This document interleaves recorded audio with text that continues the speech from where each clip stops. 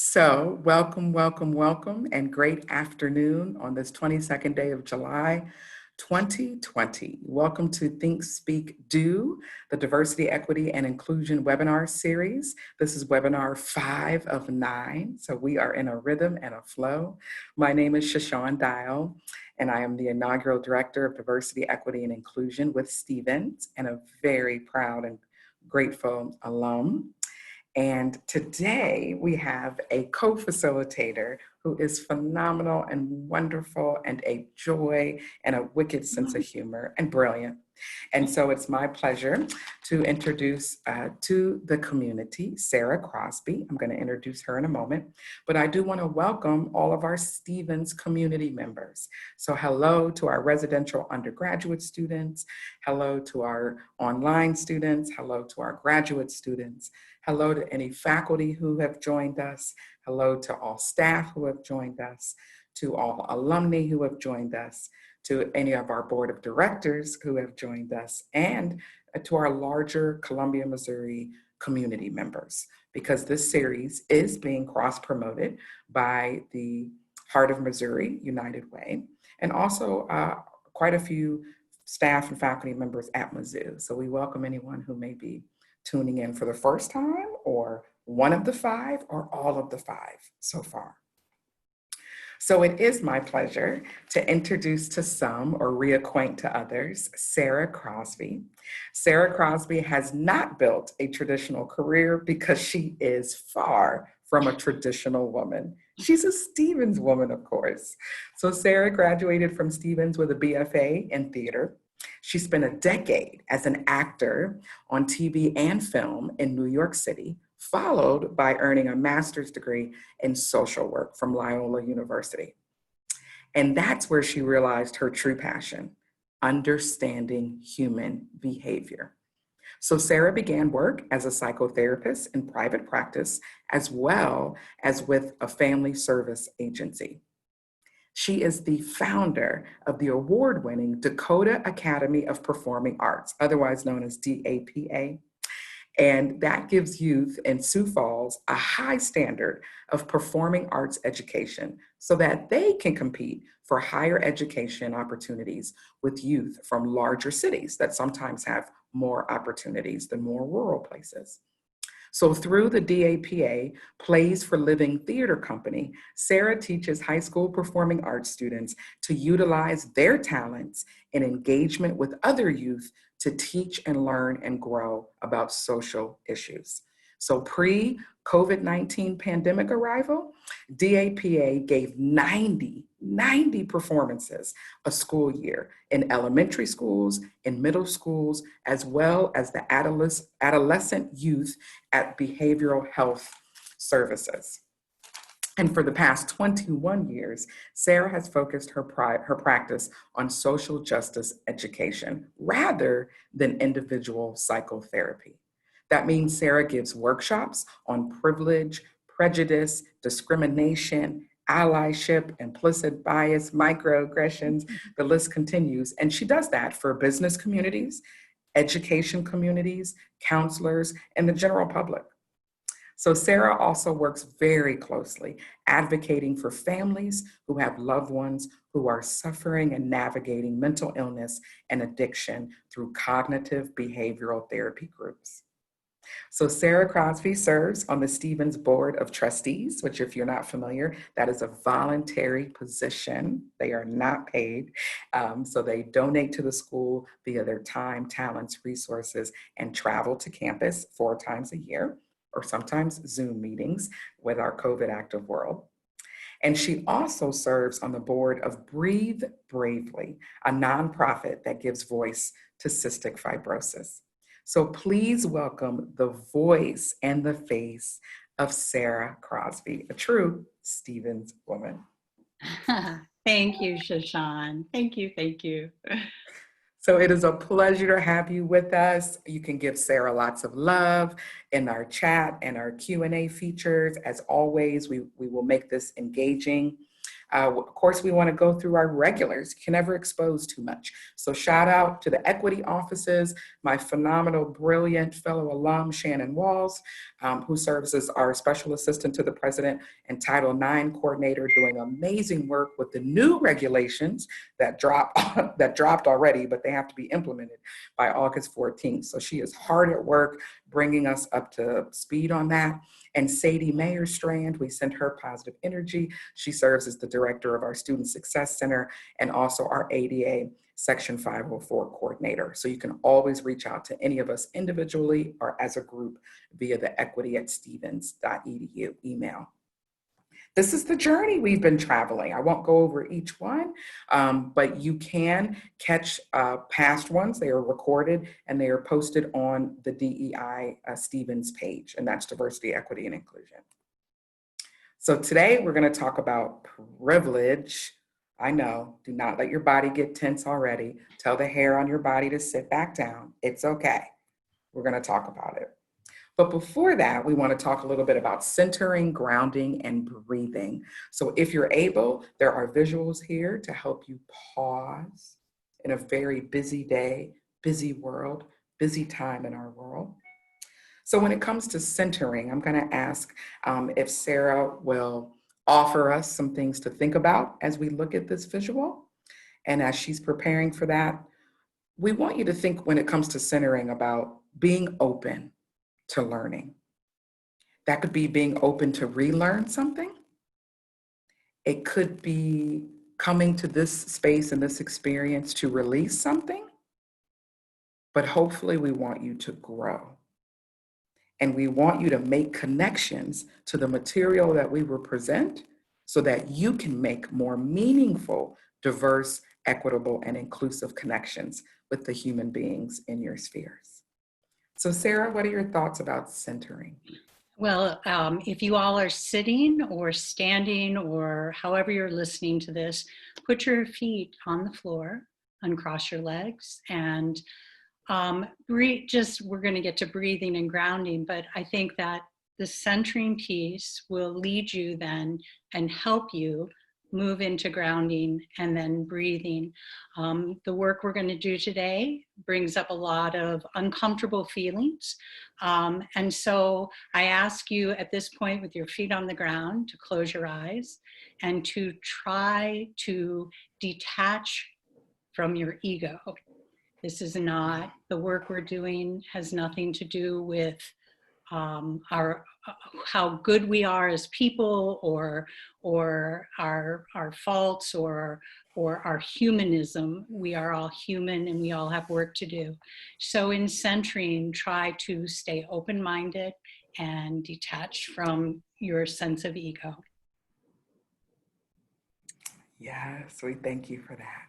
As we move into grounding, we want to give gratitude specifically to our Indigenous folks, kin, ancestors, our Indigenous trailblazers, energy makers, vibrations, our ancestors, again, for those who have taught us how to honor Mother Earth, have taught us and continue to teach us about harmony and love and respect and just being, like BEING with an exclamation point. So we take a minute right now and we encourage you to just think of joy, people, things that bring you joy, that make you smile, that just make you grateful for being in this space on this day at this time.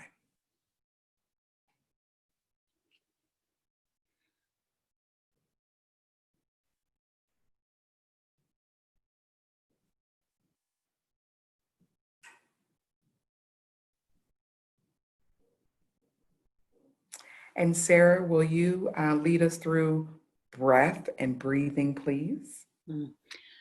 Breath is life, and without breathing, there is no life. So let's together take in a deep breath from filling your entire body on the count of 4. In, 1, 2, 3, 4. Hold, 2, 3, and release, 2, 3, 4. One more time.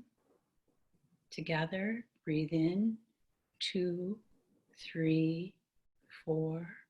Hold, 2, 3, and release, 2, 3, 4. Go back to normal breathing. And as emotions come up, go back to your breathing and allow those emotions to come up. Breathe through them. Don't fight them. It reminds us that we're human, and just breathe with them. Remember your breathing. Fantastic. So let's review. This may be a review for some, and it could be new to those who are joining us for the first time. So when we gather in a community, be it virtual, face-to-face, in our masks, we have community agreements, right? We're agreeing to do this work, our individual, communal, and organizational work. So Sara, will you kick us off, please? Yes. So if you don't know, this is a favorite of mine. If you don't know something, Google it. I mean, we are in this age where everything is at the touch of our fingertips. And also ask. Don't assume what the answer is. Try not to project what you think the answer might be. Ask. It's okay to ask. And then RTDB is one of my favorites. Read the damn book rather than just asking questions that are out there. That's right. Yeah. So ambiverts keep moving in and out. Extroverts self-monitor a little bit. Don't take up all the oxygen. Definitely share again in the chat. But maybe that third time when you go to share, ask a question that engages someone else or is the catalyst for them. And introverts, share. Don't be selfish. We need to know your brilliance. We need to know what connections to material you're making. You could be the one to help us go, I get that now, or I have a deeper level of understanding. What about the next one, Sara? As I mentioned before, this work brings up all sorts of uncomfortable feelings and defensiveness and awkwardness. Sit with that. Let yourself feel that. It's okay to feel not comfortable. We as human beings, I think we tend to want to always feel comfortable.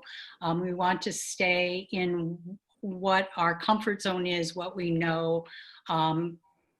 I am hopeful that within this agreement that we all agree to stay open-minded and to deal with our defensiveness, our awkwardness, and our uncomfortability directly and honestly. Absolutely. So we'll honor confidentiality, meaning if someone shares something in a Q&A or in the chat room, we won't run off and go tell that person's business or share their identity unless we've gotten permission from them. What we do hope, as Anissa Ward says, that what is learned here, like concepts, definitions, thoughts about things, that definitely leaves here and you go tell everybody, right? So that we can continue this communal learning and growing and sharing. So Sara, you're super good at this. Can you give us some tidbits about practice active listening? Yeah, I think so. I like to call it holding space. I think it's very important for us to shut up and listen and to hold space for other people's stories, to listen, to learn from, and to gain empathy and understanding through active listening, through taking in what you hear and applying it to your heart, your soul, and really making that connection between what you're hearing, what you know, what you may want to change in terms of what you know. And so, yes, hold space and shut up and listen. Beautiful nugget. And again, we remind you, sit in uncomfortability, defensiveness, and awkwardness. We specifically chose this topic in this place in the series because hopefully we've been building trust and credibility, and we've been vulnerable, all the co-facilitators and myself, because we get that privilege is a very loaded word with a lot of connotations. And so if stuff comes up for you, if your initial reaction is no way, or but, then we hope that you'll sit through that space and push through it today. Social justice frameworks. Our educator of youth and of all ages, truly, Sara, take us on a journey with these. Well, racism, as it says here, is a form of it's like all forms of oppression, and it's everywhere. And it hurts everyone, not just people of color. It hurts white people as well. And we have different work to do depending on what your lens is and where what you have been living in terms of how you see the world. It is not just on an individual basis, it's a system, and the system is broad and deep, very deep. It's everywhere. It's when you wake up and start looking at the world around you and the systems that you that you work in on a day-to-day basis, you see and hear the system of oppression at work constantly. It will amaze you that you won't be able to get away from it.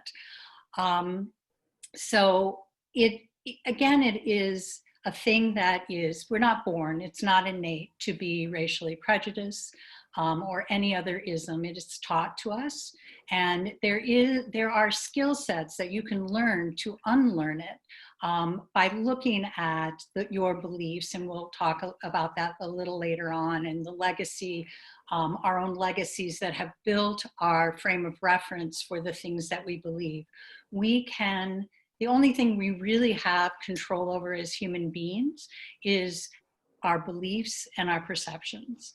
And if your belief in something is creating a perception that creates for you biases that come up and make you uncomfortable, or are feeding into our system of our system of oppression within the greater global community, then you have the ability to change those beliefs, and thereby changing your perceptions and broadening your lens. We don't have control over what comes at us as human beings, but we do have control over our actions and reactions to those things that happen to us. And at the last point, all of this is interwoven and entangled. It's not a simple issue at all. Don't think that. As you begin doing this work, or if you've been doing this work for a while, it is multi-layered and incredibly complex. So there you go. I throw the ball back to you, Shaashawn. Love it. Tag team. So as we know, all of us have had the experience as being a target of oppression, as well as an experience of privilege. So those things can be fixed in some context and fluid. There is no such thing as a passive anti-racist. We are either actively working against it, or we are colluding with it, which means we allow it to continue. Individuals, communities, and organizations can and do grow and change. We could even add that they stretch, that they make mistakes and issue apologies, that they get it right and they celebrate that. It is a journey for individuals, communities, and organizations. And our commitment to eliminating racism in all forms of injustice, right? So anti-Semitism, classism, lookism, heterosexism, right? It has to be a lifelong one. We cannot do something great last week and then think we're going to rock on that kudo for the next 4 weeks, right? This is every single day. What have we stepped in? Who have we stood up for? Who have we passed the mic to? Who have we learned from and listened to? And of course, difference among humans is not a deficit. We're not broken. Cultural diversity is a gift. It makes us better when we come at things with a plethora of lived and learned experiences. And so, of course, 4 levels of change towards social justice. These are always in play for those of you who have the skill of juggling, which I could never get down, right? You could do 4 different balls. So individual, communal, organizational, and institution. They are moving and grooving. Your focus may be solely on one. Your focus may be 2 out of the 4. And it isn't linear, right? But we know, as Sara said, what we have control over is definitely that individual change circle. We can decide every single day to read something new, watch something new, to sit in silence and think about beliefs or messages or actual things that were said to us and told to us. And we can say, I no longer believe that. I give that back to the person who gave it to me. Or I've learned something new and I want to add this to my way of being and navigating in the world. And of course, everyone, these terms, you might see DEI, diversity, equity, and inclusion. Some places you see DEEI, right, which is diversity, equality, equity. You might see IDE, inclusive, diversity, equitable. The order of the letters does not matter. It is about you having a clear definition that you can, if you're asked to interview and someone says, what does it mean to be on a diverse team? Can you share a definition of diversity, right? So we're branding these here at Stevens throughout all of our communities, remembering that diversity is our identities, right? The characteristics that make us up. Equality is treating everyone the same. So it can be color blindness, and it does not normally address, right, the historical discrimination against individuals and groups. So we're working through these things because they're all connected and we need them. But our goal, absolutely, on the path towards being inclusive is being equitable. And that is accounting for the differences, knowing that our history definitely impacts our present, which can impact our future. And of course, it's crucial during this time that we don't just stay on the individual or the communal level. Super easy, right? To just focus on our experiences or our 6 degrees of separation. But if we do that, we miss this piece, the US social institutions. So thinking about government, medicine, finance and banking, religion, media, education, law enforcement, and legal. Who gets to define things? Who gets to make decisions? Who gets to create the paradigms? Who gets to pick the models that are used? That's why US social institutions are so important. And these are places where we learned some of those lies, or we picked up myths from here, and we need to unlearn it because those institutions may not help us unlearn it. We may have to do it on our own. So let's rock and roll, people. Let's talk about privilege. Drop in the chat room. When you hear privilege, and let's be honest, what do you normally think about? Because Sara and I had many discussions around this of what each of us thought and what we know people in our sphere thought. So Sara and I chose this one. If you don't have to think about it, guess what? It's a privilege. So what are you going through life not having to think about? Or what did you not think about until you were in your 20s? What did you not think about until you were in your 30s? What did you not think about until you were in your 40s or your 50s or your 60s? The fact that you probably didn't have to think about something until a certain decade of your life means it's most likely a privilege. Sara, when you began this work, what was your definition of privilege?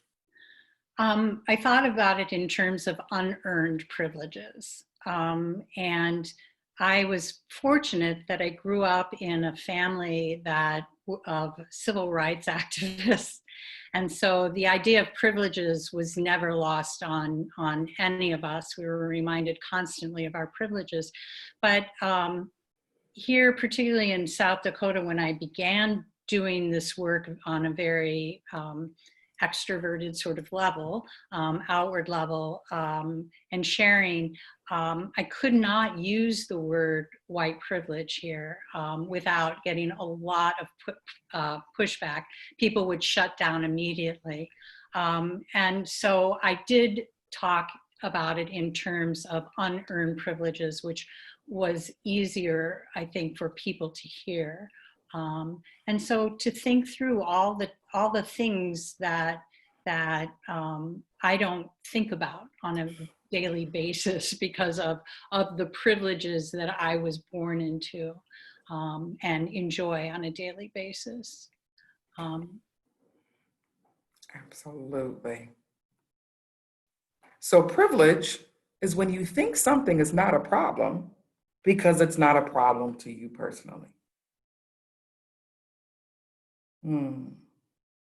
Privilege is when you think something is not a problem because it's not a problem to you personally.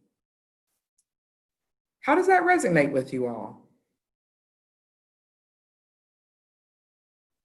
Sara and I selected this one again for you all because we want you to be open and honest. We want you to confront what what's that piece of luggage? Are you carrying an overnight bag? Are you carrying one of those big industrial bags? Are you carrying a duffel bag of connotations when it comes to privilege?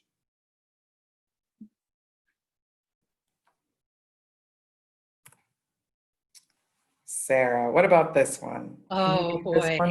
Yeah, I love this one. White privilege is your history being part of the core curriculum and mine being taught it as an elective. Yeah, I've had a lot of discussions with educators on this topic. What seems to happen is we take Black, Indigenous, and other people of color, particularly, and I'm going to focus really on American history. We separate it out from American history as if it's not part of American history.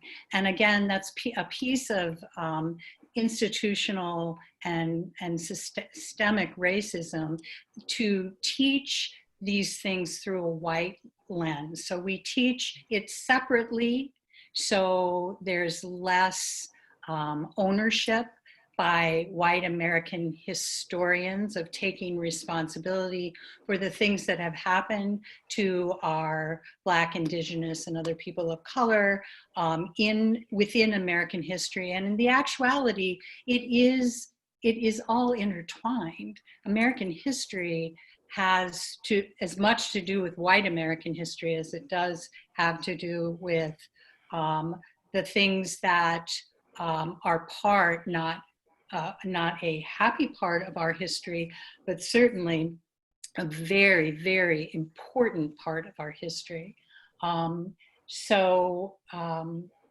Yeah, everything I think is deeply embedded within American history and should be taught all together with everybody and not separated out. Absolutely, right? Who's centered? Who's othered? Some of you may be familiar with that terminology, right?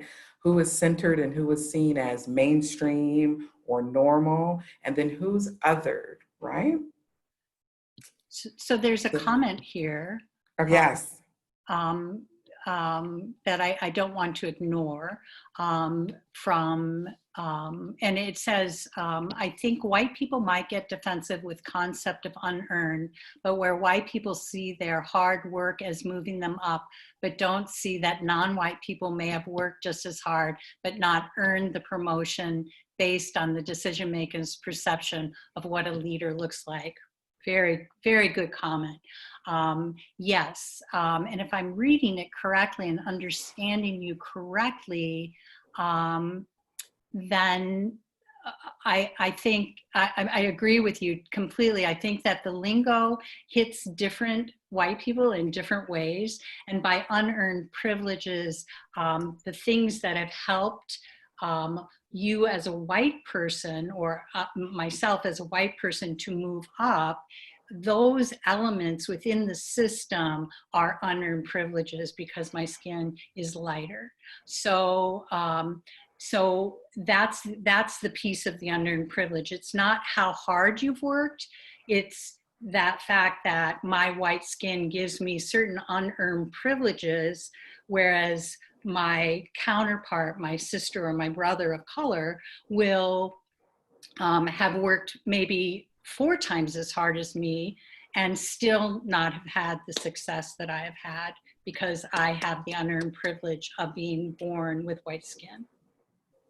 I hope that answers this comment or addresses the comment, but it's a great comment, Angie. Thank you very much. Absolutely. And we're going to talk about that a lot because we pretty much in each of our sets of work and then our collaboration, that I think would be the top myth, right? Is that when people hear privilege, and specifically white people hear privilege, they hear, you're telling me I didn't work hard.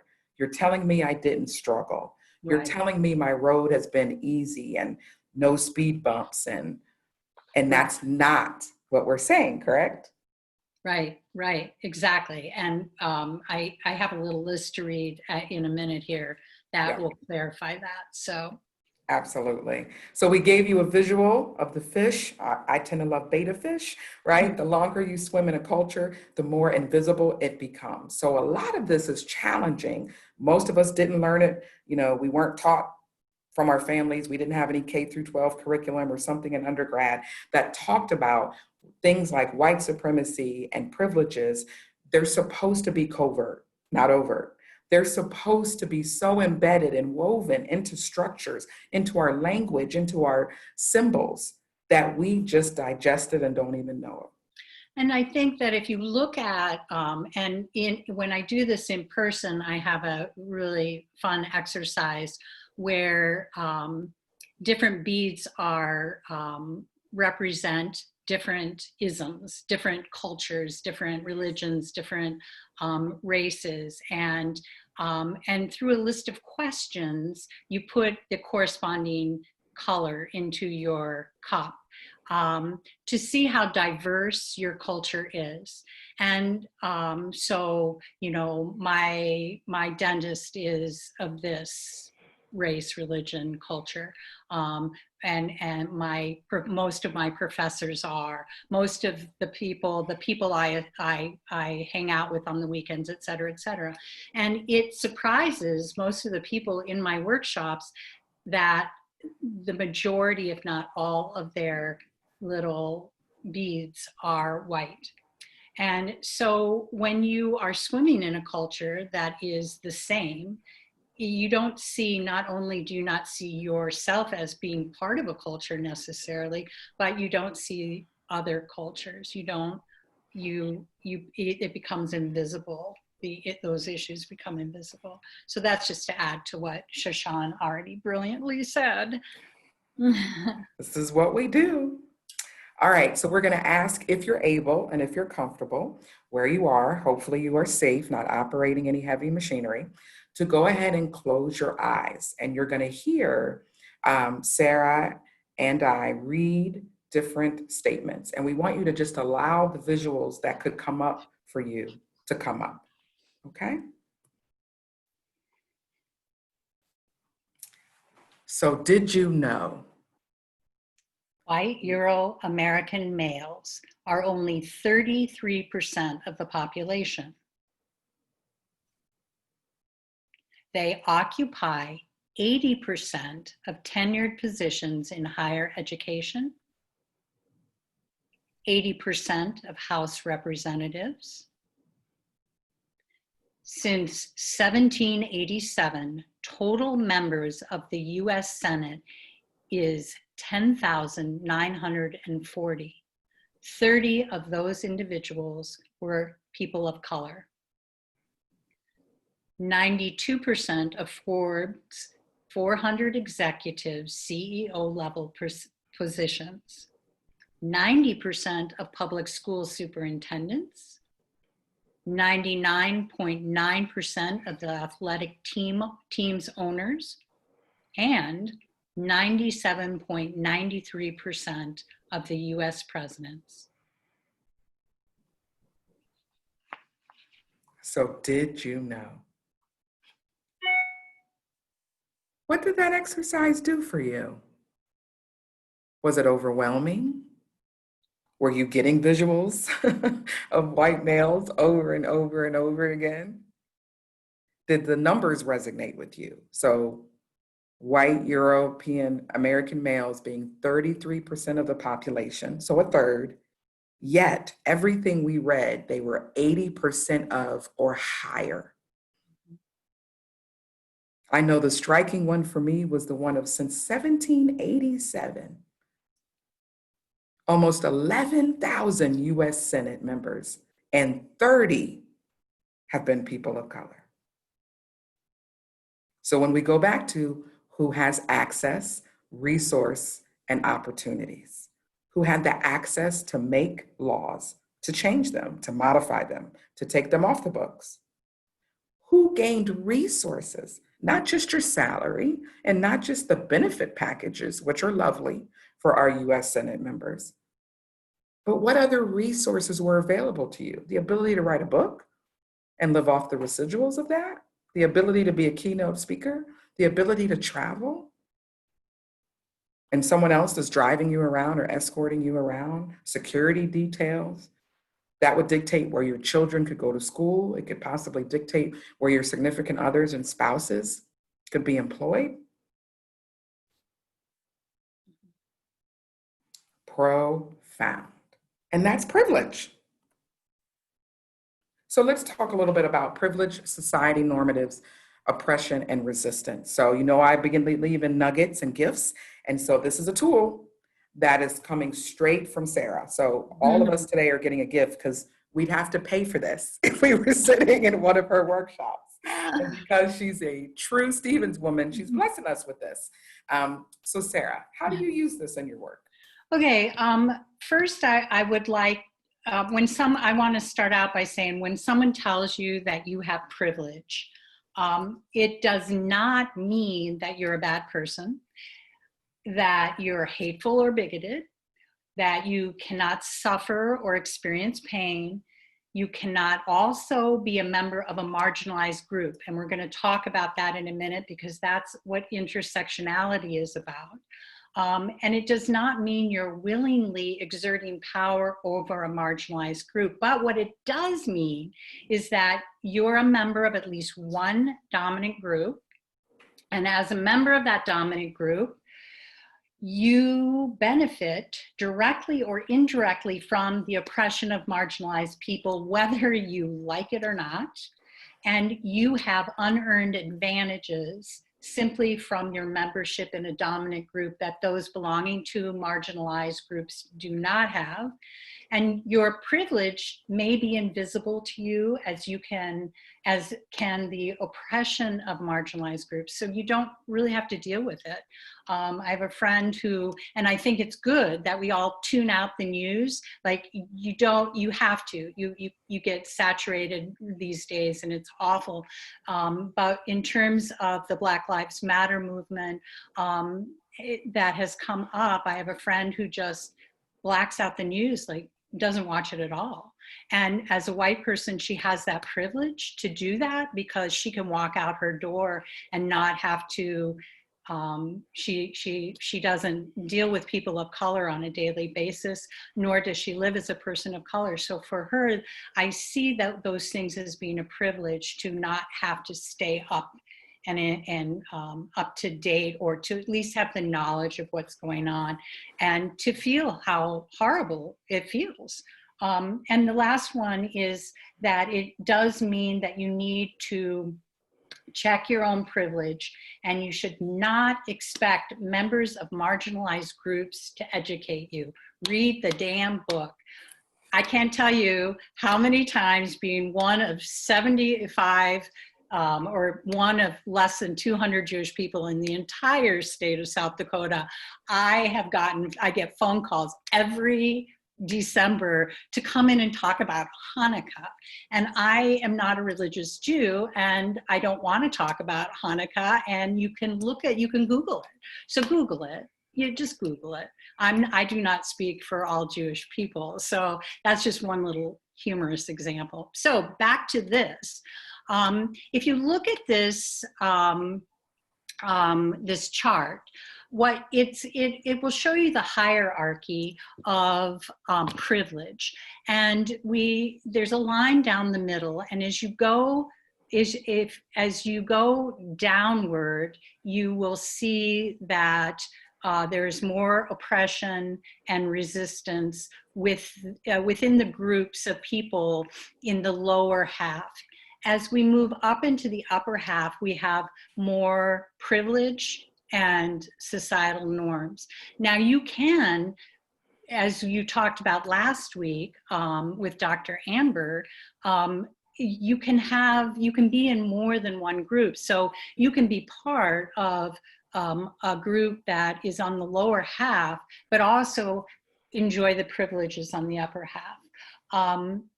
So I will just let you sort of peruse this, but you can see that male, in terms of gender, the people who go up higher are males who are white, who are Eurocentric, heterosexual, have financial stability, are able-bodied, and have education, and are young, attractive, upper middle class, and speak Anglo languages, English, are light-skinned, Gentile or non-Jewish, and fertile, can have children. So if you're a male and you have all of those things, you go right to the top of the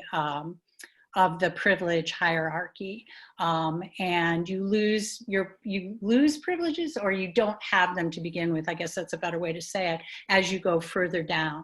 So the intersectionality, just to refresh and reframe that, has to do with, we all have it. I lose some with being female. I gain some with being, I have a lot with being educated, financially stable, white, etc. But then I have a cross-sectionality with being Jewish. Are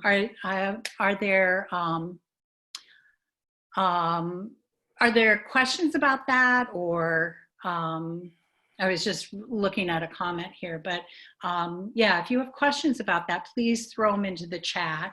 It's pretty self-explanatory, and the article that this came out of, I will make sure that it gets to you in the follow-up. So if you want to really look at that and understand it, once you start looking at it, it's not hard at all to pick up on. And it's a tool, right? This could be a tool that's a catalyst for reflection. So, when Sara just gave that example of like the white, able-bodied, financially stable, mentally stable, right, person, even given all that, we are not saying that you didn't have to work hard for the credentials that you have. We understand you could have had a family, you could have been working a full-time job while you were going for that credential. You could have had, now you were navigating a system, right? Your degree matrix and other things. So we're not saying that you didn't have struggles or challenges along that. We're just saying that there's so much more that you didn't have to. Like you might have had a pothole, but you didn't have a dead-end street, or the whole street wasn't torn up. Right? And so we want to make sure that we keep saying that, because we get that that's normally the resistance that comes. I think in a previous webinar, I talked about only something like 30 to 35% of the American population rocks an associate or a bachelor's degree. So when you think about that, right, that's somewhere between 60 to 70% of folks who don't. So because of that, you're in the smaller number. That means you've got privilege to be credentialed. And we get that you could have worked your butt off. You could have taken out a whole bunch of debt to get that degree. So this is where it isn't binary. It's not going to be simple. It's not going to be black and white. This piece of privilege has context. Sara and I have privilege right now because we are the panelists, the featured speakers in this. As soon as we end this Zoom and we move into other spaces, we may lose privilege in that situation. right? And Sara was so brave and to share some of her identities. You all who know me, have known many of mine. So I always say that I have privilege. I grew up in a home. I have socioeconomic privilege. I grew up in a home. Both of my parents had bachelor's degrees and had earned master's degrees before I was even born. So I grew up with a home library. I grew up with technology, so computers. I grew up on Army bases. So I never had to worry about a light bill. My parents might have, but I didn't have to. So those are privileges, and I hold space for that. So what does that mean? That means I listen to folks who have experienced and navigated poverty, because I don't know what I don't know, right? At the same time, I'm queer identified, so I've had many, many challenges based on that. Being a second class citizen in a state for 20 years, where I couldn't adopt, own property, with my then partner. My marriages weren't. I was in a partnership for 5 or 6 years, and went to another country to get married because I couldn't get married in the place where I was a citizen. So thinking of that, I'm brown, right? But my hue is pretty in the medium. But I grew up my elementary and middle school years. I grew up in the 80s, which were extremely white symbolically, right? So I didn't see brown women like me on TV and films or music videos. Often it's very light-skinned women, or they'll say ethnic or nationality ambiguity or ambiguous, right, women. So all that is, we want you to start thinking about that. What messages, where would you place yourself on this continuum? Are you pale? Do you have some melanin and people may think, oh, you're Greek, or you look Latin or Hispanic? Do you speak with an accent? Earlier today, I think it was on NPR, there was a woman who was talking about being a first generation African reared in Britain, and that she absolutely believes, being in America, she gets privileges that Blacks, African Americans born in the US don't get, simply because she speaks with a British accent. And folks bring all these assumptions that the British are elegant and classy and highly educated, right? So ageism, Eurocentrism, of course, ability. You all have heard me talk about that. That's what blew my soul open. If you have not had to think about navigating a street in a city from one end to another, curb cuts, sidewalks, moving and navigating around planting beds, how you can get into your favorite establishment if they only have steps, then we had able-bodied privilege, even if you had a temporary injury. So this is a tool just like the cage of oppression. It gives you even more things to think about. What about working class? Is it their fight to have to fight for a living wage, or should all of us be fighting for them because they're working 40 plus hours a week? Right? So when do they have time to fight if they're just trying to live? So this is a fun image. We won't spend much time here, but doing this work doesn't always have to be like feel oppressive. It can actually be liberating. So here's your check your privilege bingo. Are you a native English speaker? You would put an X or color it with a highlighter. Are you cisgender, right? Meaning what you were assigned at birth is congruent with your internal sense of self, what you know yourself to be. Are you thin? No speech impediments, a lisp, stuttering. Are you Christian? Are you male? Are you white? Are you attractive? Are you heterosexual? Are you able-bodied? If you do have an accent, is it a standard one? Is it a Southern one? Is it from another type of region in the world? If you don't have a criminal record, you have privilege. Now the very quick, honest response would be, well, I didn't do anything to get myself in trouble. See, that would be a piece of privilege, right? Because many people who have a criminal record didn't put themselves in a situation. And we could even go there. There's many people who were arrested and weren't charged for anything. And depending on if that record was scrubbed, that could come up when someone's trying to interview for a job. Are you tall? Do you just get credibility because you're a beautiful, tall tree? Are you mentally healthy?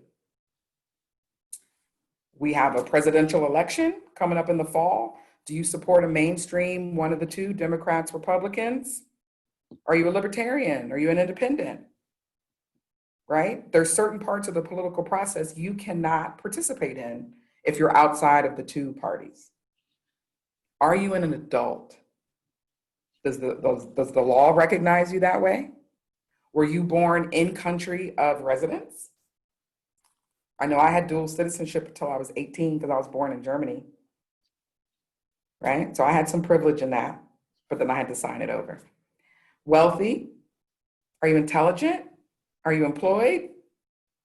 First world? A well-connected family? Not a redhead? Mm-hmm. You could even say, are you right-handed, right? There's privilege in being right-handed. Are you educated? Again, do you rock credentials? And that isn't just associates, bachelor's, master's, PhDs, a Juris Doctorate. That could be, have you earned a certificate?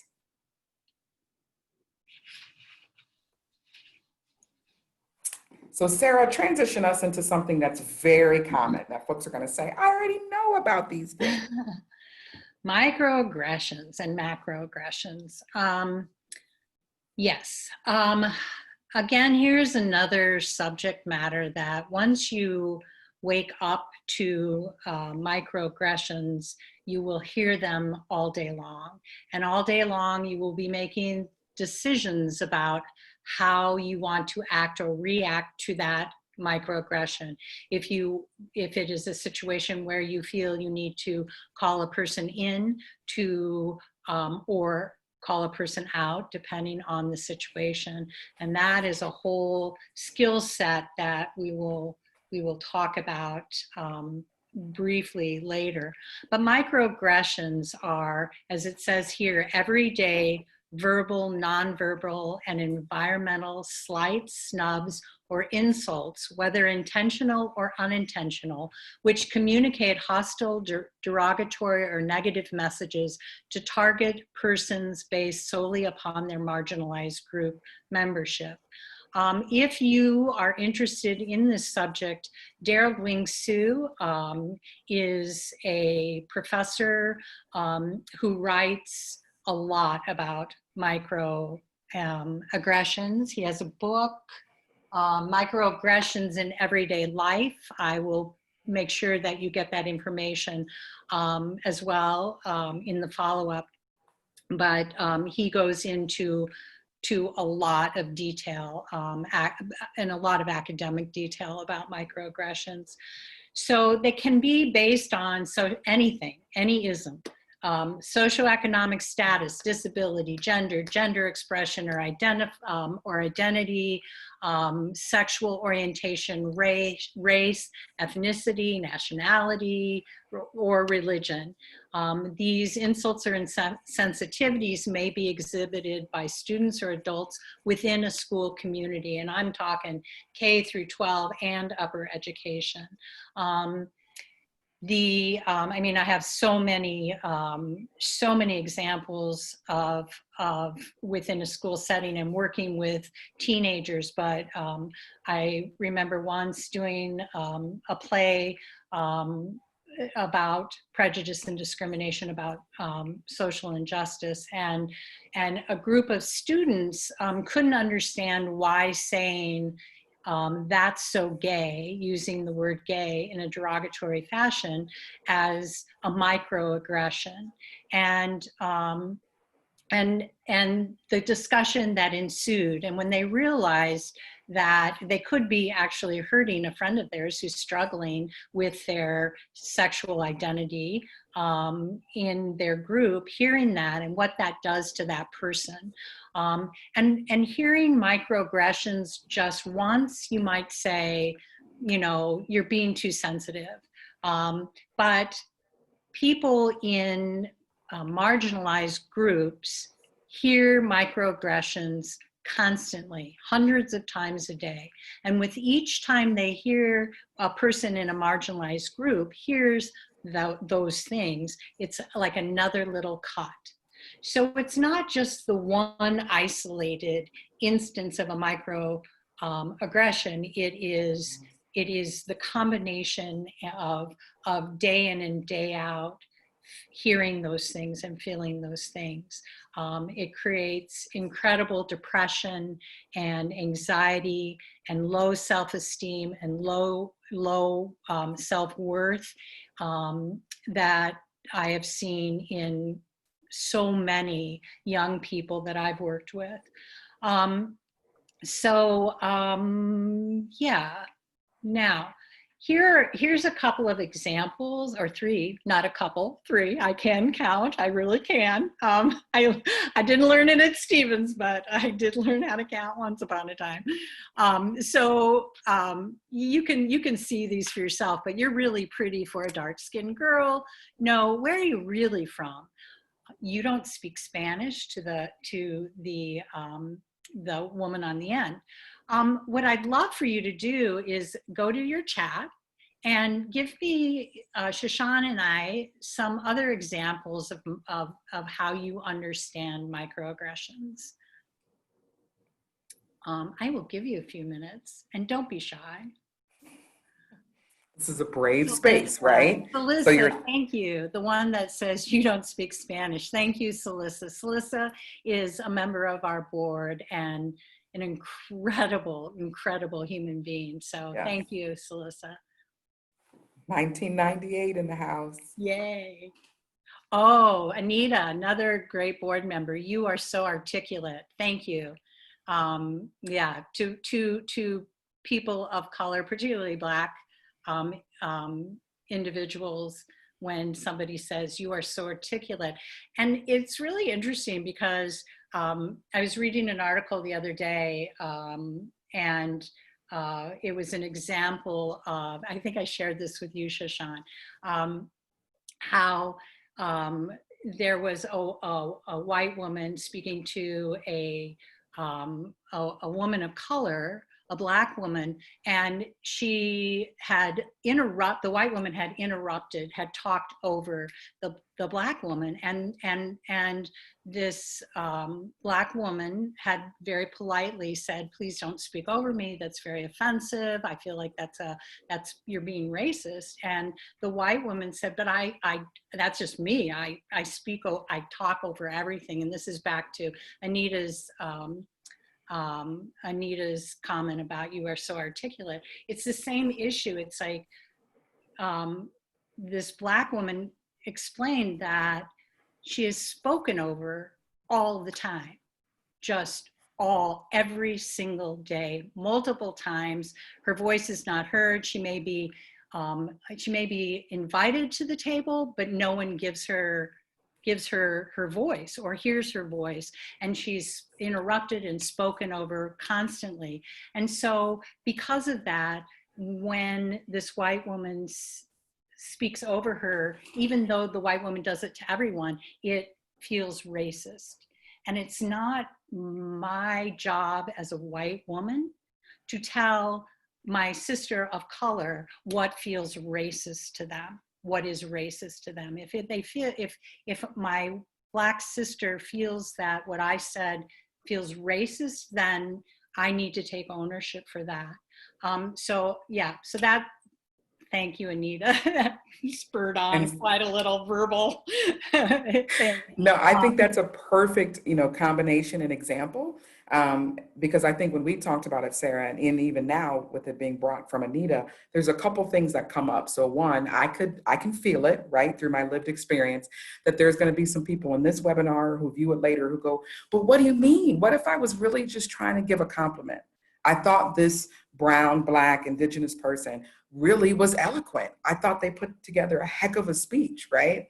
So my suggestion, and Sara, you may have thoughts about this, Anita, you may, is that I say challenge yourself to say it differently if you're trying to give a compliment, right? Because for so many generations, not just that person, that's what could have been said to them, right? "Oh, you're so articulate for a Black person." Then over time, they just dropped the Black person and said, "You're so articulate." You don't really know how to take that compliment when it comes. So if you say, I really like the way you put together that argument, or the rhythm and the flow of your, speech or construction, or I was moved, right? Let's go to ethos, pathos, logos. So I challenge folks that, because sometimes the opposite happens. People get mad, and then that's where you get this phraseology of like, oh, it's too politically correct, because someone could say, like a white person could say to a person of color, oh, you're so articulate, and a person of color kind of looks at them like, well,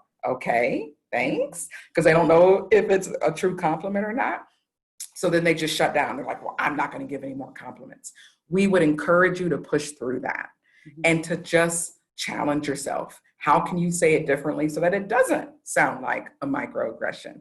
And that the recipient, which is what's the most important about microaggressions, it is not about the person, right, who had the intentions or who said it. It's about the recipient's experience and what they feel.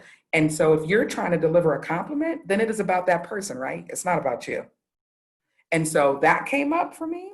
And then the other piece, and I love the example you said, you gave Sarah about the white woman saying, well, this is just me and I'm speaking over the woman of color.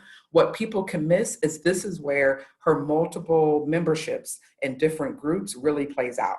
So as a woman, she might be getting mansplained all the time in every setting, in every meeting, right? If there's men present. So that's her femaleness, her womanness. But then because she's of color, then let's say it's like an all women's college environment, right? So then she may be hearing consistently every time she brings up a struggle as a woman of color, then white women say, oh, I totally know. I totally get that. I totally understand that. As if femaleness and womanness is universal. And it's not, right? And so that's another microaggression that happens quite often, is that when women of color, specifically Black women, Latin women, Indigenous women, speak about their experience, white women in the room will say, well, yeah, I know that. Or yeah, exactly, I understand. But you can't understand. But, right? So let's take it to faith. Can Hindu people, can Muslim people, can Jewish people have threads amongst themselves because they're not Christian and they're navigating worlds that are heavily Christian? Yes. But we wouldn't have a Jewish person turn to a Muslim person and say, I totally understand all of your oppression. They had different experiences as communities for generations, different according to geography and region. So sometimes we just have to step our game up. And I challenge that you can use language and you can deliver a compliment better than you've been delivering one already. That's my challenge. Thank you, Shaashawn. I want to read through some of these because some of these are just outrageous when you think about it. Salissa, thank you. That's my life as an English-speaking Latina. Thank you. Yes. Taylor, I've heard you're like an Oreo, white on the inside, dark on the outside. Oh, good God. Sorry. I'm so, Taylor, excellent. Thank you for sharing that and your vulnerability in sharing that. Samantha will put that YouTube. She has a video to suggest. Does a really good job showing the harms of microaggressions. Thank you, and we will share that with people I will try to, I hope we can figure that out. Somebody will figure it out. Anyway, Megan, can I touch your hair? Yeah. From Laura, you would be so pretty if you lost weight. There you go. Yeah. Again, Salissa, or that was really clear. I assume you're talking about other ways to tell somebody that they are articulate. Okay, Yusuf, no joke, on Thursday, a man told me, quote, I see you speak proper American English, end quote. Like, what the hell is that supposed to mean? Oh, yes. Okay. All right. Good. You guys get it. Yep, totally. So, yeah, microaggressions in the classroom. You want me to continue, Shaashawn, with this? Sure. I mean, I live number one. That's been my existence. Yeah. Okay. So again, these are things that I cover a lot with the public school sector, teachers, educators here in Sioux Falls and surrounding area. But and these are just a few of the things. But failing to learn to pronounce or continuing to mispronounce the names of students after they have corrected you, it's okay to say, could you help me understand how to pronounce your name? Say it up front rather than garbling through it, and then practice it. Practice saying it at home or in the car so that the next day you know how to say their name, the student's name. Disregarding religious traditions or their details. So having a student who's fasting during Ramadan, what are the impacts of, the fasting, or Jewish students who miss school for religious holidays, and are you counting them absent, excused absent? I know here you only get like 10 days worth of absences. I'm not sure what the consequences are if you have more than that, but there's been a big fight here that students of other religious backgrounds who miss school for religious holidays are counted. It's counted toward their 10 days, those sort of things. Also, do you have Christmas tree in your classroom? I mean, something as simple as that.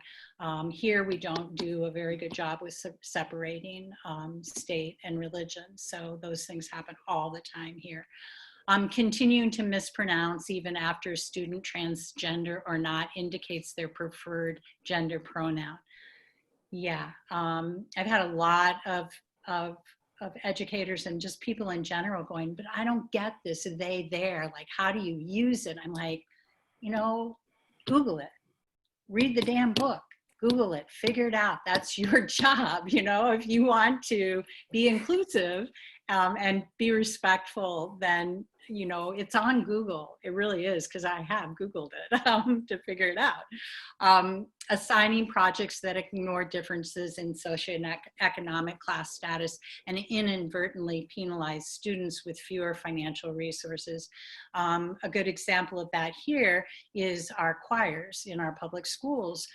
Sing all Christian church songs for the church, claiming that 50% of what they sing can be things in the church or church music, because the best choir music has been written for the church, which, there's some truth, but not complete truth in that. But the issue, even more so, has to do with the economics involved in being in choir. You're required to pay a fee for shoes and robes and costumes, whatever. But even more than that, what really bothers me is that you are required after school hours to go be part of performances for a grade. Your grade depends on it. If you don't show up for the performance, then you flunk, you get an F. It does not take into account that there's a great many, we have a huge refugee population from many, many countries, and most of those refugees are people of color, or we have a rather large indigenous population, and many of those students work full-time jobs while they're going to high school in order to provide for their families, or they are the interpreters for their families, their parents or grandparents, aunts and uncles who do not speak English. And they have learned English faster because they are younger. And so they have to do a lot of interpretation after school hours. So if you look at our population in our school choirs in the public schools, they are predominantly middle to upper middle class, white Christian students. So that's an example of that, that most people don't think about. That's a So in beautiful example. And I want to share a shout out to Mike Burke, right, from our theater department, who, when COVID hit and it looked like we were going to have to move off of campus really quickly, I think he went on his own to like Lowe's or Home Depot and bought enough materials and made bags full of them and sent a student home with that and then made an assignment based on that. Like they had to set up a certain part of like a scene because it was for set decoration and designing. And so they had to do that. But he provided all the materials. So that was a fabulous. move Yay, of Mike. socioeconomic justice, right? In that way to make sure that he didn't wait until everyone was home and then say, now get to Lowe's or Home Depot and you need to go get these items. He had already done that for them. So as much as possible, thinking ahead as staff, faculty, alums, board of trustees, right? And are we saying that the folks from the example you just gave sat down in a room and maliciously was like, we want to harm these people by making them have to do performances? No, we know they were probably thinking, how do we get consistent attendance? How do we get a good showing of this choir, especially if we're competing or taking space with another choir? But it is about the privilege in that, right? Who does it disproportionately impact? Who's not in the room when that policy is written to say, wait, we're not thinking about students who work full-time jobs or have childcare needs or the interpreters for their families, right? Yes. And yeah, so Yeah. great Excellent. job. So we don't just give you challenges, right? What is the solution? And so we offer cultural responsiveness. This isn't the first time you've heard this. I talked about it briefly during the implicit bias webinar, but this is something that we encourage you to read the damn book, Google, go find out. There is a lot of great information, videos about cultural responsiveness, right? And this is in direct response to microaggressions. So is there a combination that reflects yours and other cultures or identities? This could be, again, in curriculum, in your physical plant, what photographs, what artwork is displayed places, what languages are signs and things in, what's the artwork on the wall? Are there representations of various faiths? So again, Sara gave you a nugget today. If you can be in charge during holiday seasons, knowing that those are mainly Christian holidays that are promoted and celebrated, then are you doing a Christmas tree and a Hanukkah bush and a Kwanzaa something feast table? Are you doing that? How are we making sure that we're not just prioritizing one, right? Are you taking into account your population? Again, who are you accountable to? Who do you serve? If we center the most vulnerable, marginalized, and they are taken care of and they can navigate our systems and organizations, then multiple other communities get the benefit too. Are we teaching cultural responsiveness to our future practitioners? Shout out to Beth in our children's school. I know that she is an aspiring ally in many ways and doing a lot of work around this, her PhD work, but also just her daily practice, right, as an educator and making sure our future educators, our education students, those who work in our children's school are looking at different models and are actually doing role play and having experiences that really make this happen. You can't just elect to think about your identities and your privileges. You gotta come, really, you just have to meet them head on in order to grow. So here's some more examples. You all did a phenomenal job in the chat of putting them in there. But let's name it so that once you name it, you can go ahead and grieve. You can say, an apology into the universe if you know that you've said these things, and then vow not to. Are they a man or a woman? That's talking about androgyny, gender identity, gender expression, right? Racism's only a problem now because minorities continue to think they're oppressed. I literally saw like 5 Facebook videos around that, which folks were using paint to cover up streets that had Black Lives Matter in it. And there were people who were trying to paint over that. And this is exactly what they were saying in the video. So this isn't just in the past, 70s, 80s, 90s, early 2000s. This is present day. Folks are saying, oh no, there isn't police brutality. That's just people who shouldn't get entangled with the law and they're mad because they do. I It's a had little oversimplified, right? excuse me. You I talk had white. Go I ahead, had Sarah. I'm sorry. I had an example that I wanted to Yeah. share. That I had a principal once say to me when we were talking about doing the prejudice and discrimination play, that if the Black students weren't angry, there wouldn't be a problem. So that goes along with your racism is only a problem. Absolutely. Thank you for that letting me share. share that. I think the more we name it, right, then we free people of it, right? You're too pretty to be gay. You don't seem gay. You're pretty for a Black girl. I'm fine with gay people as long as they're gay around me. You can extend that to PDA. They'll be like, oh, why are they promoting or putting that in my face? But if it was a opposite sex couple, you might just be like, go get a room, right? Can I speak to a man? Another one, can I speak to, you can't be the supervisor, right? I was reading an article and it was a Black woman's first day and she was like the CEO and she came in and they tried, the current coworkers showed her a cubby and they assumed that she was the newest facility worker who had started, right? Didn't even bother to stop and say, welcome, are you a new employee? And let her tell you what her new role is. They had just assumed she's a woman of color. There was supposed to be someone starting in facilities. Must be her. What? If you like boys, why don't you just be a girl? You definitely pass as a woman. Again, speaking to our transgender folks, she's Mexican. She can be our maid, right? So this idea of privilege and microaggressions and gross stuff, implicit bias, right? About domestics, right? Who fits the profile of a domestic? And think about that. What narratives have we been fed in TV shows and music, videos, whatever, narratives, fiction, nonfiction?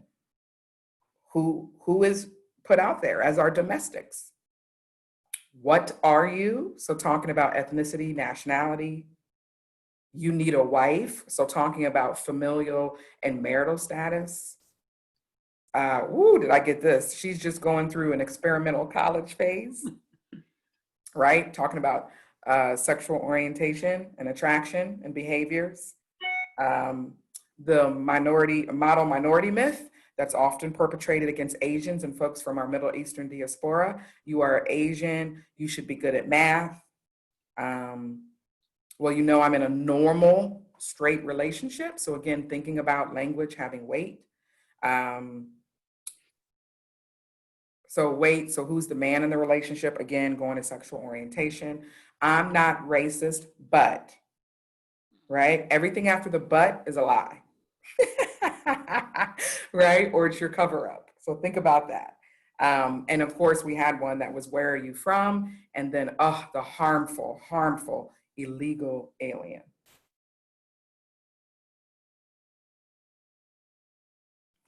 So we hope you're still rocking with us and taking away nuggets. This might be Sarah and I's favorite part of the presentation. And we're not going to ask you to put your hand up unless you want to, or if you want to put something in the chat. But here's an opportunity today for you to do some real work. Have you said this to yourself or out loud, right? Does this sound familiar to you? Yeah, but. So when someone comes to you and says, oh, you have privilege, or you have unearned privileges, or is this stuff that comes up for you? I may look white, but I'm Polish, I'm Irish, I'm Italian. If someone challenges you, have you said, I feel attacked? Have you thought, I just don't see it. I don't get what all this privilege stuff they're talking about. Have you or someone in your circle said using the phrase white privilege is racist? Now we know, because we're an intelligent group, that can't be true based on the systemic power analysis that we talked about. But have you said it, or someone in your circle? Have you or someone said you're being a reverse racist? Sarah, what about some other yeah buts? These are These are good ones. I wasn't born with a silver spoon in my mouth, or, I've worked for everything I have. I hear that one a lot. I didn't have it easy. Again, going back to, what I had said earlier, a privilege, when somebody tells you you have privilege or talks to you about your privilege, it doesn't mean that you've had it easy, or that you are incapable, or don't have the right to have felt pain in your life. Again, I've worked for every single thing I've had. I have had struggles. I've had hardships. I think that these defenses that immediately come up, and I have had all of them, particularly many years ago when I first went to the White Privilege Conference. Eddie Moore, if you want to look at his work, he does some phenomenal work. And many years ago, he started the White Privilege Conference, which has grown. When I first started going, 300 people in attendance, and now there's thousands from all over the country. It's a brilliant conference, and I encourage any of you to look it up or be a part of that at some point. But the very first time, I had gone in thinking, oh, I know so much, right? And I'll tell you, after the first day, it's a very intense conference, and after the first day, I retreated to my hotel room as I spiraled down, trying to work through every single defense that came up for me. And when you live in that defensive place, those defenses get in your way in terms of understanding and accepting your privilege. And you can't make any change. You can't even begin to move toward advocacy, no less allyship, if you are stuck in your defenses. So you need to sit with them, you need to understand them, and then you need to open your mind and get over them. But these always come up. I mean, and many more. I won't even go into it because I want to save time. But there's so many examples of those. So we understand that identifying privileges sometimes can be challenging, right? Because you don't know what you don't know. You can't see or feel or taste or smell something if you can't feel, taste, or smell it. So these are questions and prompts for you. Like, when are you silent? When do you speak out? What have you thought about what your silence might mean to others? Have you thought about how do you speak out? Is that op-eds? Is that being a willing advocate to go with someone to a meeting, or is that you being a one-on-one relationship and saying, hey, I want to take you out to lunch. I just want to learn more about your life. Is it a formal, one-on-one mentoring situation? When have you shut up and listened? When do you call people in? Which is another nugget. I love that when Sara talks about that. When do you call people out, and how? Sometimes doing it publicly is the thing to do. Sometimes it's private, one-on-one. And saying, I was here when you said this, and I really want to encourage you not to say that again. That might work in a public setting, it might work in a private. And to tag on to that, expect pushback. I have a tendency to try to call in friends because they're my friends, and they didn't know what they were saying. But sometimes, and oftentimes, you'll get pushback, and that throws you into a very vulnerable place and can really hurt.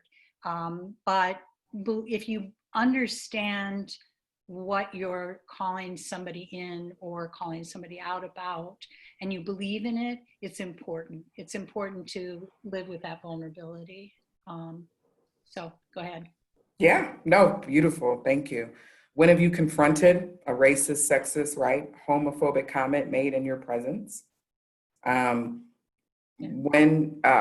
more silence. So are you afraid of being attacked when you speak up or speak out? That's legit. We're not saying this is easy. right? But we can't call ourselves aspiring allies, which we're going to talk about next week, unless we're making ourselves uncomfortable. If you are calling yourself an ally and everything you do is easy breezy for yourself, then guess what? You're really not being an ally, right? Are you avoiding vulnerability to think about privileges or things that you have, what you had access to, what resources were presented to you? Are you operating in privilege when you get to be silent and when you choose to be silent? I mean, it's kind of a rhetorical question. Are allies silent? They're not, right? That's kind of the passive aggressive anti-racism stuff. When and where are you using your voice? This was one of Sarah's that I dig. What are you choosing not to hear? And what are you choosing not to see? Is it just easier to be in the binary and oversimplify things and try to fit everybody, every situation into, one of two options? But there's 7 billion of us navigating the world, and we don't fit into one of two boxes for every area, every identity of our life. So more about this uncomfortability and awkwardness. Sarah, will you lead us through this? Yeah. When you, is it uncomfortable and awkward to think of yourself as white or define, describe, or characterize yourself by race? Or admit that you are favored or the default norm? Recognize that an identity you possess is the majority, the advantage, large in number, or the seen. And then you need to think about if you, as a person, have to justify your right to basic human rights like public restrooms, adoption rights, public displays of affection, employment, property rights, name changes, right to prayer, right to wear clothing of your origins. And it's pretty self-explanatory. These are things that myself as a white, cisgender, heterosexual female, I get to walk out my front door with that privilege. I don't get stopped by the police randomly. And when I do, I maybe have gotten one speeding ticket. But generally I am ignored. People don't call, I'm not called attention to. And that's just one of many examples that I feel that of things that I don't have to think about. I raised 2 sons, and there were many concerns I had in raising boys, but I did not worry about them I did worry about them coming home alive, but because they are boys. But I didn't have to talk to them really in terms of the police or how to behave in public or what to wear or those issues that my brothers and sisters of color were talking to their children about. And that was clearly a privilege for me. So I encourage you, I challenge you to think about, for those audience members who are white, to think about when you walk out your door, what do you not worry about or think about, whereas your brother or sister of color does think about and carry with them. Mm-hmm. So I love this question, right? Do you think about Black people, Indigenous people, people of color? So you might see BIPOC every day, every single day. Do you think about us? Or are we absent from your consciousness? We wanted to pose to you, right? That can you admit, or have you already in your journey, really had that realization that in the US context, right, specifically, that people of color are often your entertainment. The bulk of professional athletes and the bulk of entertainers are people of color. 70% of the NFL players, 70% of the NBA. However, their audiences almost flip. and they're 60 to 70% white. So think about, again, that's kind of an indirect, a symbolic digestion of the role of people of color and the role of white folks, right? That speaks to some of the historical discrimination. Who has the disposable income to go buy season tickets for an NBA team or an NFL team? The ownership piece, there's two NFL teams have folks of color, and neither of them are Black, yet 70% of the NFL is Black. So it's okay that we can make a couple of y'all millionaires because you play, but owning the team where you become a multi-millionaire, not so much. But again, what has that done? This informs, privilege often informs or is informed by, depending on how you look at it, our implicit bias. That's why they go together. When confronted with the reality of racism, shame, and guilt, do you cry in public or private? Sara, why did we put that one on there? Yeah, I added that. Yeah, what happens when white people cry during a workshop or in a situation that's multiracial, multicultural, and you feel bad, and you get to feel bad, you get to feel shame and guilt and all of those things. When you get upset in public during these events that create the shame and guilt, what it does is it takes the attention away from the issue, which is the racism. And it is a perfect example of white privilege, that you, by crying and feeling bad, all the attention then goes to the person who's upset, and the person of color who is in the room as you're talking about racism, that is left then in the dust. I have been upset and cried a lot, and I do it in private because it is upsetting. It's upsetting to hear these stories. It's upsetting to be confronted with the reality of racism and how I have moved that forward unintentionally in my life. But those are my feelings, and I need to take ownership for those feelings and take ownership of my choices about how I want to act and react. So as my daughter would say, my friends of color don't need my little white girl tears. She just kind of put it right out there. And yeah, so that's a quote of hers, and I admire her for being able to recognize that. I appreciate that, and naming it, right? And another thing that we talked about was that that's often an absolute tangible piece of white fragility.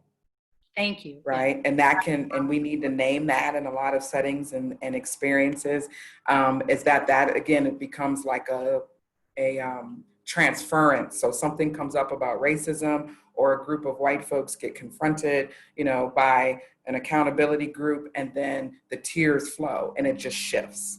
Right. So thinking about that.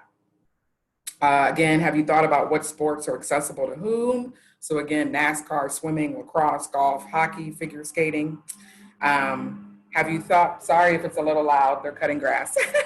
Have you thought about the racial composition of who makes the laws? So we gave you that example earlier when we started: Congress, Senate, judicial branch.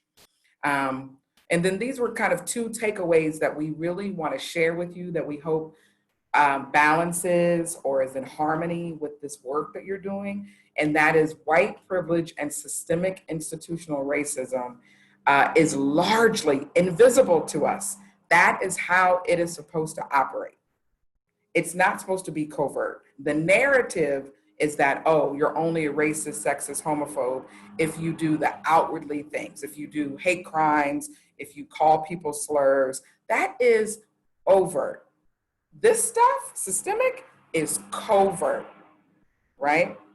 And that you can be oppressed, and Sara has shared this already a couple of times today, that you can be oppressed in many ways, right? So this is why intersectionality is so important. The work by Patricia Hill Collins and Kimberly Crenshaw and conflict theory and a lot of folks of color. Even if you go read folks like Cornel West and stuff, we'll talk about these pieces, right? That again, you can have oppression, you can be one place in a hierarchy, whether it's our cage or whether it's our other tools Sara shared with us today, that you can have privilege and be high up in one hierarchy and then low in another one, right? And that varies. And so I love this. And I do want to acknowledge, I know it's past 1:30. So those of you who have another commitment, we want to thank you for rocking with us and sharing with us. We're going to go ahead and continue and finish this part. So if you miss it, you can come back and watch this part of the recording. But I just want to acknowledge that and thanks for you who have the time and can to continue to stay with us. So what about cultural lenses? You used that when we started, Sara. What do you mean? Well, our lens is how we see the world, and our lens is developed through experiences, through legacies. So it's experiences that have touched the lives of our ancestors and family members and community of our origin. Those are the things that shape our perception, but they're layered in. So you have that legacy of what your family believed, basically, and then layered in our own experiences. And some of the layers that influence our lenses are race, color, gender, ethnicity, sexual orientation, age, nationality, marital, parental status, on and on and on. I mean, just about everything. Our political affiliation, religion, education level, profession, and leisure activities. So this is our lens. This is how we look at the world. And through that lens, if your lens is narrow and you don't let anything else in, then oftentimes this is where you're going to find bias and hate, which equals racism. And as I had said before, these lenses, these are our belief, this is our belief system. So, and that is what we have control over. So if you can look at your legacy, where did these feelings, these biases come from? What were you taught as a child growing up? How many generations back does it go? I mean, there are many, many things that we do unconsciously or semi-consciously, subconsciously, that we were taught to do from our grandmothers or our mothers or our fathers or grandfathers or whatever, that we just do without questioning. And then on top of that, then we layer our own experiences. So again, what I challenge people to do is to do a deep dive into exploring what you were taught and through the generations of your families and how your own experiences have been layered on top of those beliefs, because those are the things that will, that you have control over. You can change your cultural lens. You can broaden your cultural lens by keeping an open mind and by questioning those legacies and making changes in terms of your perception and belief system. So that's all I have to say on that. Fabulous. I was just making sure my laptop was plugged in. And so I want to offer to us that you can adopt a lens of social justice, right? So if we have our legacies plus layers. So if you remember when we started, and Sara was talking about her family, one of the legacies she inherited was her family had focused social and racial justice. So that meant she was exposed to pioneers like Dick Gregory, coming by her home, and she being a little girl and listening, to these advocates and civil rights folks. So your legacy and your layers equal your lenses. Your lenses don't just have to be negative. As she said, it could be a narrow one. So maybe you came from a very sheltered environment. So by expanding that lens, right? You are doing your work of resistance. You are acknowledging privilege. You are thinking about your language. You are minimizing microaggressions, right? So I don't want you to think that it's just a negative piece, that your lens through which you see the world, you can adopt and say, my lens is going to be one of social, racial justice. And so then because of that, then that means you got to do the work to identify your own biases, messages, and so that you are being anti-racist, anti-sexist. Excellent. Right? Thank you for clarifying that and adding that positive piece to it. Yeah, no problem. So I know Peggy McIntosh, we're going to attach some resources for you, but we definitely picked her and wanted to acknowledge that a lot of her work centers around feminism and academia. So as one of the 32 women's colleges left, this is a place that you can Google, or what is it, Sarah? What's our letter combination? The damn book. You can go do some work around Peggy McIntosh if you're not already familiar. You may have read an article where she calls unpacking, right, white privilege. So again, super important that you put yourself in situations to think about what you can't think about. So whether that's, going to a music shop and finding music of your genre and your race represented, oblivious to the language and customs of other people, right? If you talk about the person in charge, you're going to face someone of your own race. That's a privilege.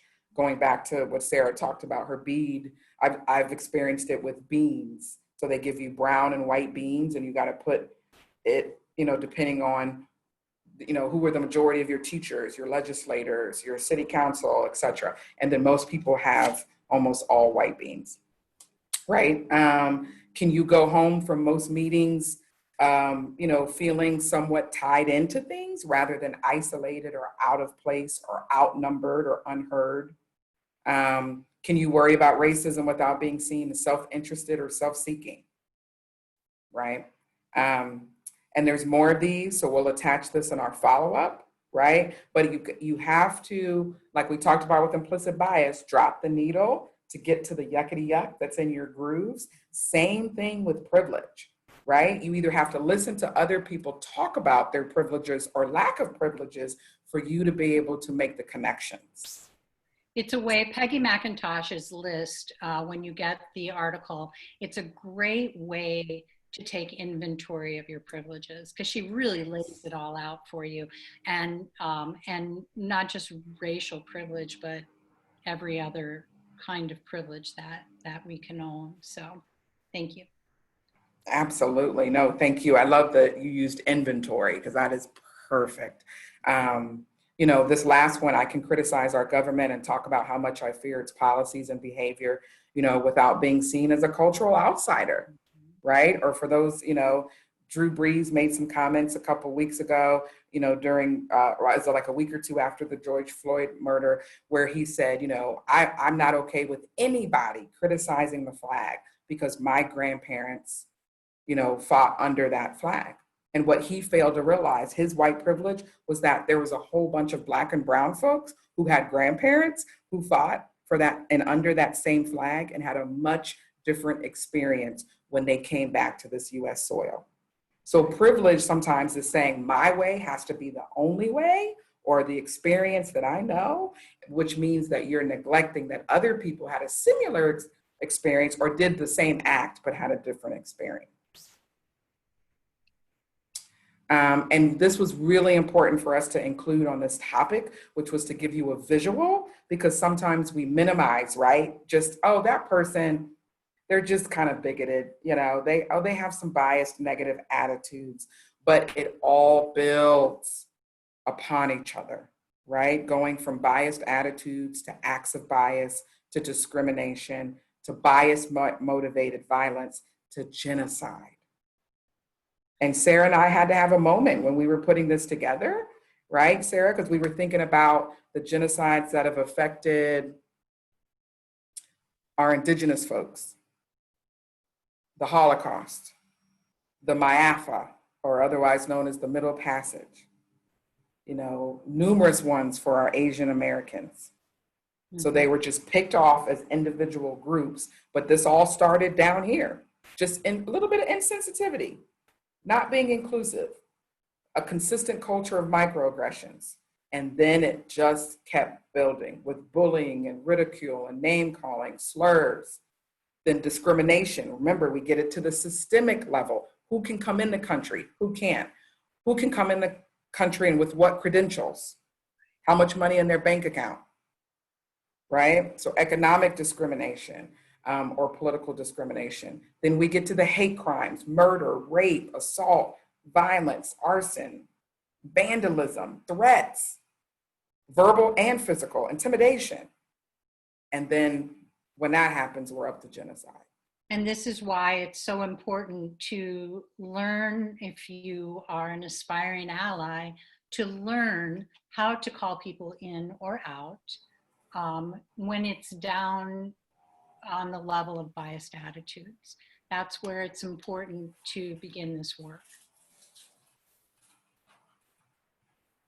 Absolutely. So we wanted to show you this one again, but this time we're going to ask you to look at it differently. When you first saw it around defining the isms in the cage of oppression, we wanted to show you the layers, right, of how systemic racism impacts Black folks. Now we want you to take a quick second, look at this and ask yourself, in what ways are you experiencing privilege? Right? So if the negative part of racism was the destruction of Black communities, then we would say, ask yourself, which and what communities are protected? If this one was restricted education, who has open, unrestricted education? You know, if those who are disadvantaged, marginalized, underrepresented see consistent or bombarded by negative media influences, what was the frequency of the influences you saw about yourself? Same thing, microaggressions. What about socioeconomic status and class? What about families? Which families are protected? What kind of family unit is elevated and celebrated? Mass incarceration and forced labor, right? You cannot just simply say it's about people's choices. And if they just avoid getting entangled in the law enforcement, then all the problems would be solved.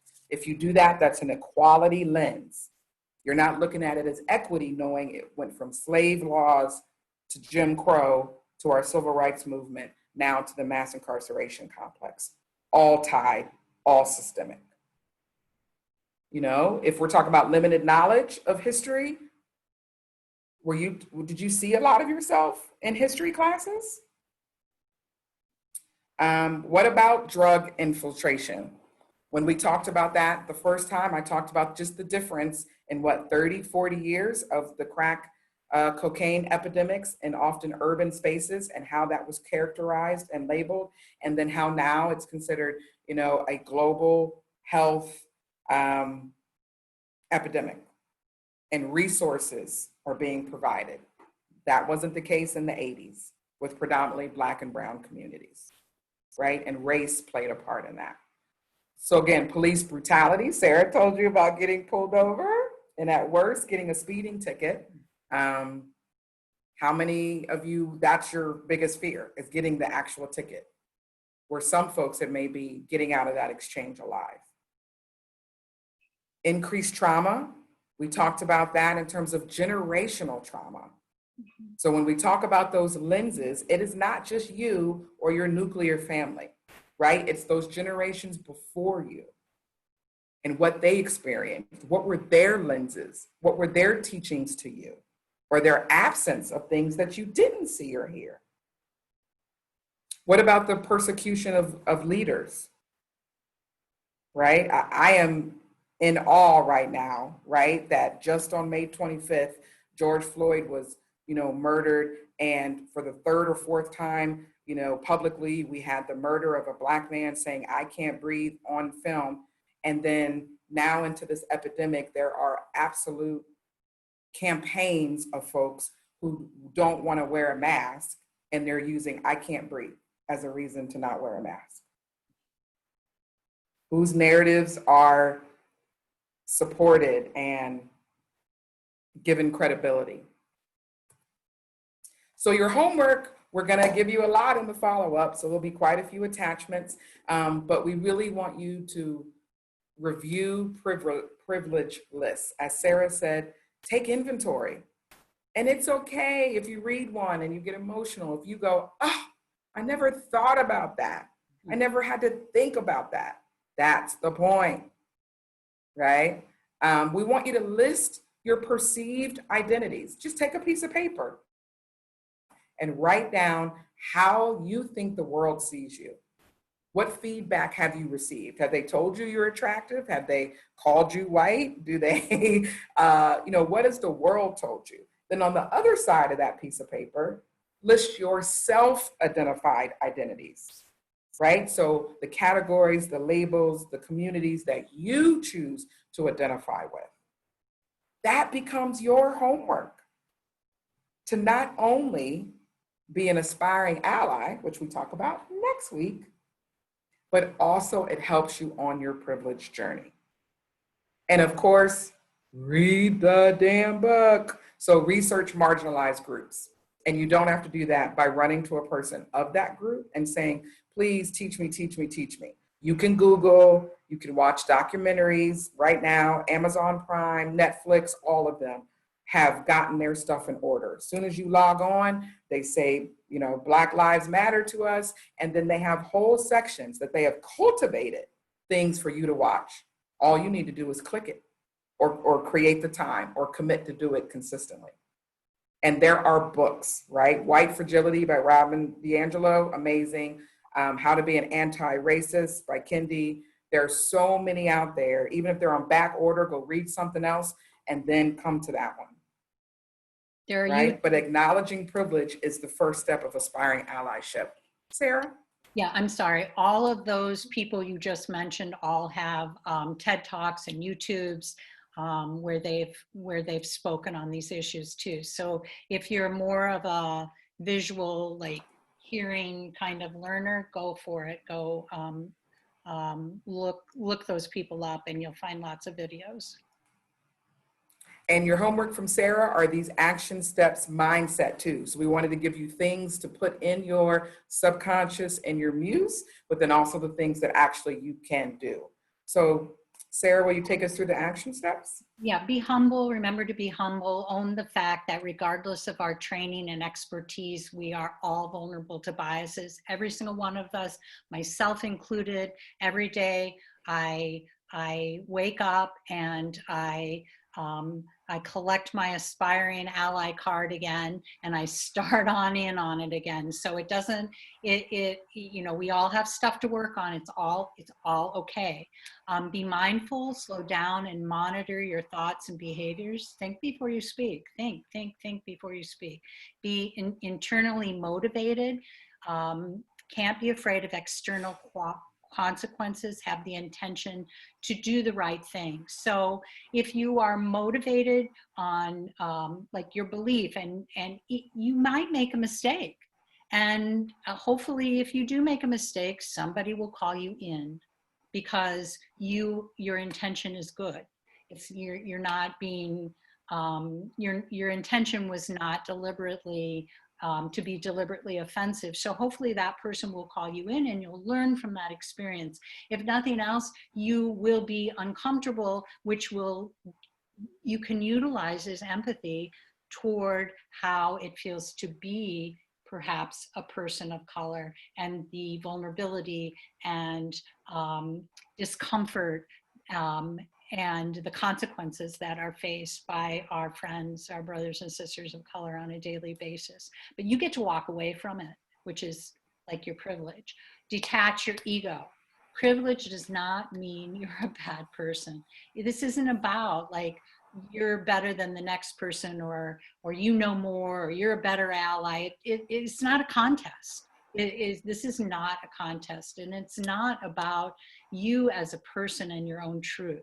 It's about we're all working toward being a collective and not just our own individual needs, wants, desires constantly, but as a collective. How can I take care of the person next to me, or the person on the other side of me, or my friends of color, be them Black, Indigenous, or any other person I know of color? How am I going to stand up? Am I willing to be one of those moms who stands between my friends of color and the police to protect them? That, am I willing to do that? And that's one very extreme example. So detach your ego. If you can do that, man, the work, it gets not a lot easier, but a little tiny bit easier. So Absolutely. And don't forget, this is about your journey. So there are so many opportunities for you to be doing your own work. So this webinar series is just one. You've got the Heart of Missouri United Way Equity Challenge. They're into week 2 now, or week 3. You can still join it and then just catch up. So you can do that. There's the University of Missouri, IDE, and we want to welcome, they have a new staff member, and maybe we'll be able to connect with him soon, but we welcome him to the DEI community. But you've got that 10-day self-curriculum. Shout out to Nikki Magruder, the Inclusive Impact Institute, their virtual full-day conference. And I was blessed to ask to be on a panel of Black women. That's going to happen, I think, from 8 a.m. to like 9:45 that morning. So super excited about that. You can still register. And then for my data analytic people, you've got the Boone Indicators dashboard, because numbers can tell part of the story. So we can talk about, numbers of poverty and of different groups of color in the county, in Columbia, the city itself, and then Stevens. And we can see how those 3 layers can impact people positively or negatively. So I want to thank the Sara Crosby for your time, your effort, your coordination, your collaboration. Thank you for pouring into our youth. Thank you for pouring into the University of Creativity as an actor, as an educator, as an entrepreneur with your own private practice, and of course, as a social justice advocate. Thank you for your service to the Stevens Board of Trustees. That continues. Thank you so much. And thank you. There is going to be a DEI library in the Office of DEI, which is moved from LRW into Stamper. And Sara has donated our first sets of books. And so students and faculty and staff will be able to stop by and peruse through things or sign something out.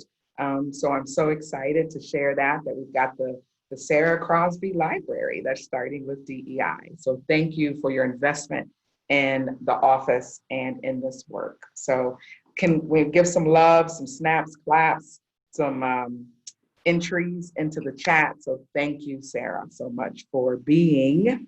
And we'll get to do this again next week for allyship. But I just really wanted to publicly thank you for being you and being a phenomenal Stevens woman.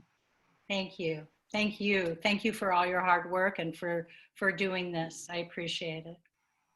I'll see you next week. Yes. And so we want to thank everybody in the chat. So thank you for your comments. Thank you, Sara, for reading the chat. And thank you, of course, to our Lita Pistono. Thank you so much for being our glue, our technology guru, the person behind the scenes that does all the coordination and the check-ins and making sure that we're good to go. So thank you for your continued service and contributions to Stevens College. We thank you and honor you. Okay, so we'll see you July 29th, right here, noon Central Time, for allyship. And we wish you mental, physical, spiritual, economic health and wealth. And Sara, I know we talk a lot that people of color normally speak first, last, and most often. This was very organic for us. So please bless folks with our final words. Oh, me? Yeah, I give it to you. Thank you all for being here. I recognize how hard this work is, and I want you to know how deeply appreciative I am to be given this this platform for the moment, and that there is such a large group of you that's willing to learn and to do this work. So know how deeply I appreciate it, and how deeply I appreciate Shaashawn's work and reaching out to our community. This is vulnerable and difficult work at best, and I just appreciate you all. That's about it. So everyone, have a wonderful rest of your day. Make it a happy day for you and everyone that comes into your little bubble of energy. So we'll see you next week. Ciao.